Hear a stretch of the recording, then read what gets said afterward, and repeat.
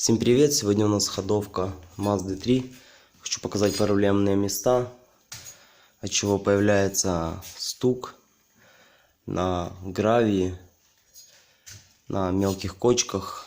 Чаще всего разбивает у нас вот что: стоечки стабилизатора, плюс передний сайлентблок. Вот он у нас.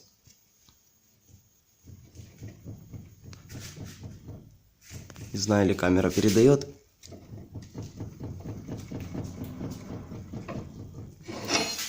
Он у нас разбит. Плюс пыльник переднего тормозного диска. Если слышно, он дребезжит.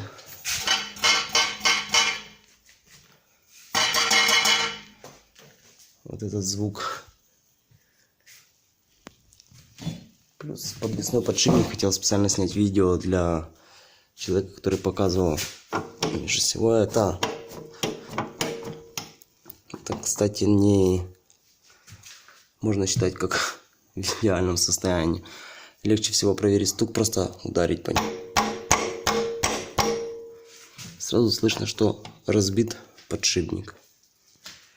Так, ходовка на самом деле крепкая, шаровые опоры, можно считать, неубиваемые. Это мелочь. Всем спасибо.